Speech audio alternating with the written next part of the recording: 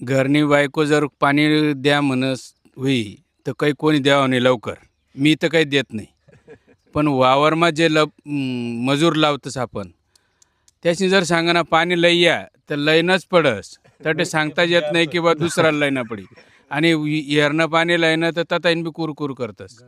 मग ते गरम शे. मग जारनं पाणी लया थंडच लया. म्हणजे या असा त्यासना लाड पुरावणं पडतस. हाही वस्तुस्थिती शे. त्यामुळे मग मी SRT कडे वळेलच. शेतकरी मित्रांनो, या ठिकाणी आपण धुळे जिल्ह्यामध्ये आहोत. आपलं जवळजवळ 300 किलोमीटर लांब आपण आलेलो आहोत. आणि लांब येण्याचं कारण म्हणजे या ठिकाणी SRT शेतीशाळा या ठिकाणी घेतलेली आहे. SRT शेतीशाळा कोण घेतात? तर SRT शेतीशाळा. तुमचं शिक्षण किती झालं भाऊ? माझं काय 10वी झालेलं आहे. तुमचं BSc मायक्रो. बरं. तर शेतीशाळा हे शेती करणारे शेतकरी घेतात. आणि हाडामासाची जी आपल्यासारखे आपण जशी कामधंदे करतो, शेण काढतो, काही वावरातले कामं करतो, तशी शेती शाळा ऐकण्यासाठी या ठिकाणी प्रचंड अशी गर्दी शेतकऱ्यांची या ठिकाणी आली होती. आणि त्या प्रत्येक शेतकऱ्यांनी सांगितलं की आम्हाला सुद्धा SRT करायची आणि ते शिकण्यासाठी आम्ही या ठिकाणी आलो. तर साहेबांनी फार चांगली या ठिकाणी ते सगळे शेतकरी जमून आणले.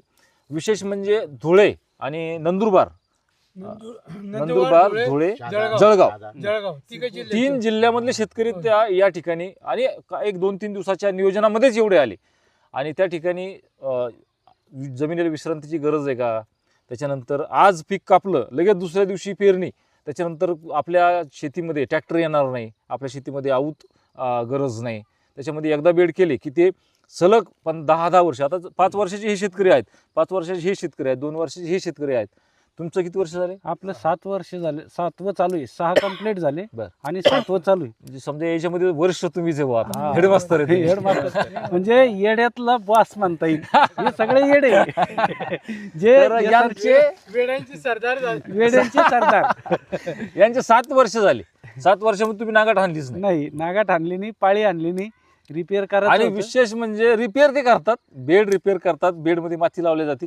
दुसरी गोष्ट म्हणजे आज कापणी केली आणि उद्या परत त्यांनी मक्काच लावली. असं हा. 4थं पीक त्यांच्या शेतामध्ये. हा प्रयोग आहे.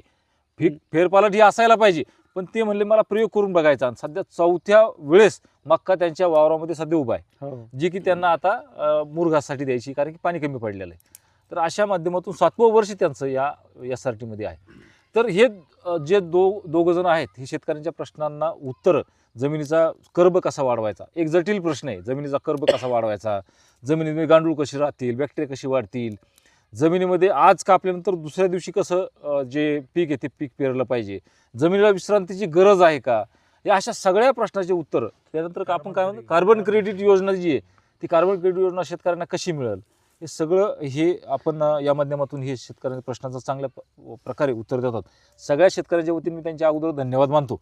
बरं, आज जे आलेले शेतकरी होते या ठिकाणी, हे जवळजवळ 3 जिल्ह्यामधून होते. तर या शेतकऱ्यांची जे प्रश्न विचारले त्यांनी, जेमतेम ते दररोज तुम्हाला पडलेलेच प्रश्न आहे. हो, तर हेच प्रश्न सगळ्या शेतीशाळेमध्ये विचारले जातात का? चौकडे हेच विचारल्या जात्या. आणि आम्ही जे प्रत्येक ठिकाणी शेतीशाळा घेतो, म्हणजे ज्या शेतकऱ्यांनी आम्हाला बोलवलं त्या ठिकाणी आम्ही 200 असो, 500 किलोमीटर, कितीही किलोमीटर असो, आम्ही तिथं वैद्य साहेब आणि मी, आम्ही दोघं जण जातो, शेतीशाळा घेतो. आम्ही काही त्यांना खर्चही मागत नाही. फक्त उद्देश एवढाच राहतो की आमची जशी प्रगती झाली अशी इतर शेतकऱ्यांची व्हाव, एवढाच उद्देश आमचा या शेतीशाळेच्या माध्यमातून असतो. आता कालनगरला शेतीशाळा झाली. अहिल्यानगरमध्ये मी बरोबरच होतो. व्हिडिओ पण मी टाकतो तुम्हाला बघायला. खूप चांगल्या प्रकारे शेतीशाळा, असेच शेतकऱ्याच्या प्रश्नाचे उत्तर त्यांनी दोघांनी फार चांगल्या शेतातून दिले. आणि शेतकऱ्याला तुम्ही, आणि त्याचं एक वाक्य मला कधी आवडतं, तुम्हाला जर विश्वास नसेल तर रात्री गाडी काढायची आणि सकाळच्या मोठ्या पाट्या माझ्याकडे यायचं. मी रानामध्येच राहतो, की तेही शेतामध्ये याचं असतात, माझ्या रानामध्ये यायचं, बेड केलेली आहेत का ते बघायचं. आणि शेतकरी SRTचा हा शेतकरी खोटा बोलू शकत नाही. त्याचं कारण काय, की तुम्ही बेड केलेले जे बेड आहे हे जर मोडले तर आम्हाला लगेच लक्षात येतं की त्यात असणारे जे हे खोडं आहेत, आता हे गवताचं खोड आहे, पण हे जर खोडं त्या शेतकऱ्याच्या पिकामध्ये, त्या बेडमध्ये नसतील तर समजून जायचं शेतकरी काहीतरी घोडं पाणी पितंय. बरोबर आहे. तर अशा शेतकऱ्याला तुम्ही लगेच ओळखू शकतात. यांच्या शेतात जा, यांच्या शेतात जा, यांच्या शेतात जा. 4 तर नक्की आज मी दाखवू शकतो. बरं, आजही 4 पिकं अगोदरची. 4 पिकाची खोडं. मागच्या वर्षीचा कापूस, त्याच्यानंतर मधात घेतलेलं, त्याच्यानंतरचा गहू, ह्या वर्षीचा तूर, आणि त्याच्यानंतरची बाजरी, उभं पीक.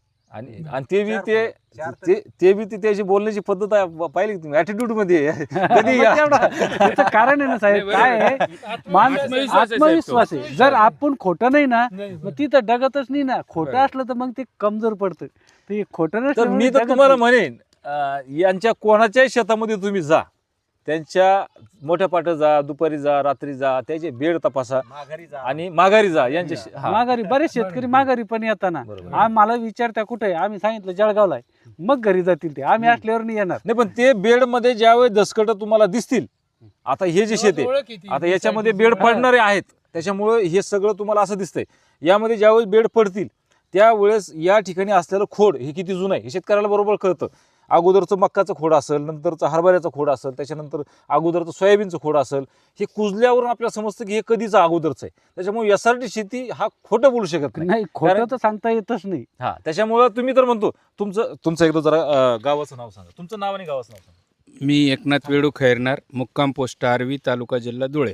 बरं, तुम्ही जर शेतात बसले तर तुमच्या रानामध्ये कोणी येऊन चेक करू शकतं. कधीही चेक करू शकता, रात्री बेरात्री दिवसा, कधी जा, कधीही चेक करा. तुम्ही नांगाट 5 वर्ष झाली हाणलीच नाही.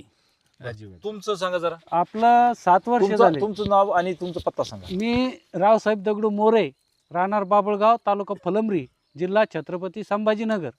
माझ्या शेताला आता 7वं वर्ष चालू आहे. 6 कंप्लीट झाले, 7 वर्ष झाले. एकदाही त्याच्यात नांगरलं नाही, पाळी मारली नाही, काहीच नाही. याचे पुरावे तुम्हाला तिथं शेतात आल्यावरच दिसतील. खोड दिसतील बा. खोडं आणि विशेष म्हणजे आजूबाजूला जे शेतकरी आहेत त्यांच्याशी तुम्ही बोला, आणि जर ते काही बोलत असतील तर त्यांच्या नंबर सहित तिथं खाली कमेंट टाका.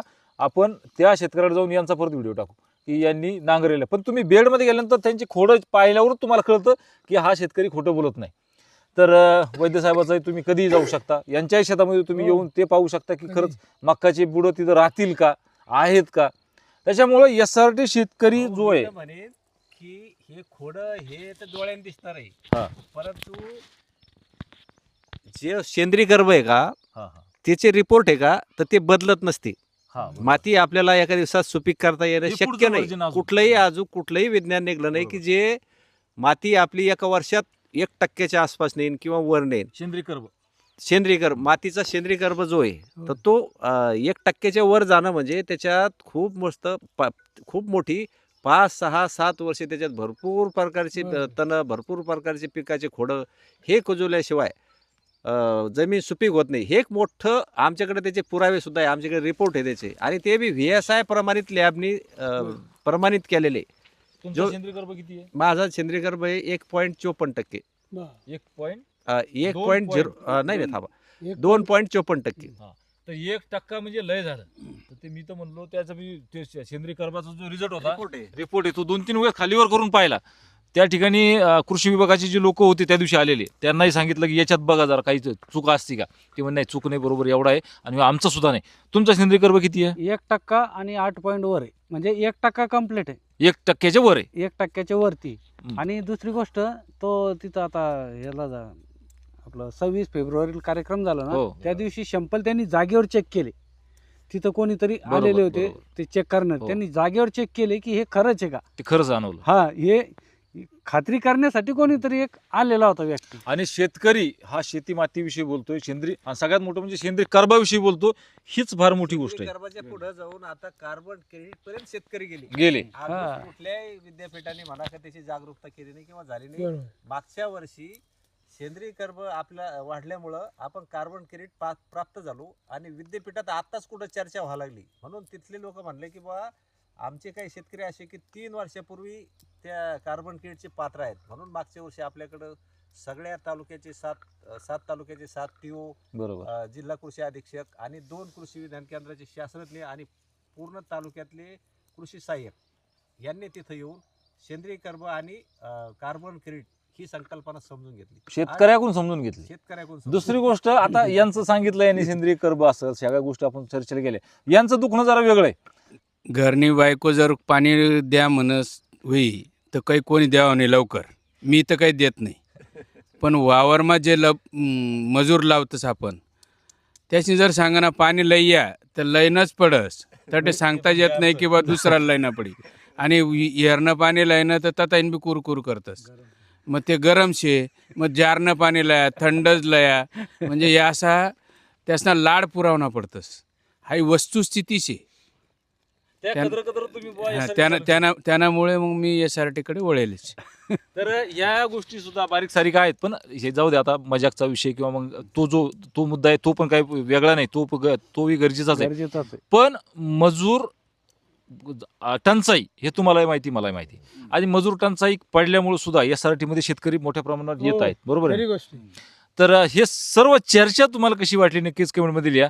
तर सेंद्रिय कर्बाविषयी असेल, ह्या जमिनीचं विश्रांतीचीच गरज नाही, हा प्रश्न सुद्धा आम्ही घेतलेला आहे की आज हे जे शेतकरी आहेत, हे जे आहेत तर हे शेतकरी यांनी सुद्धा आज मक्का कापल्यानंतर, म्हणजे आज मक्का कापली की लगेच चणा टाकलेला आहे, की यांनी भुईमुग उपटला त्याच दिवशी लगेच मक्का केलेली, हे सुद्धा पारंपरिक शेतीमध्ये होत नाही. त्याच्यात त्यांचा ट्रॅक्टरचा खर्च वाटला, बैलपाळीचा खर्च वाचला, हे सुद्धा त्यांचं या बस्तीच्या भागामध्ये येतात. कारण की जर 10 एकर असेल एखाद्या शेतकऱ्याची, आणि त्यांनी जर 20,000 रुपये एकर जर 2-3 पिकाचं जर 2 पिकाचं जर धरलं की 15-20,000 रुपये मला खर्च येतात, तर 1.5 ते 2 लाख रुपये तिचेच वाचायला लागले एका वर्षाला. एका वर्षाला. आणि असे 5 वर्ष जर राहिले तर 7 लाख रुपये तुमचे, 8 लाख रुपये तुमचे तेवढेच वाचत.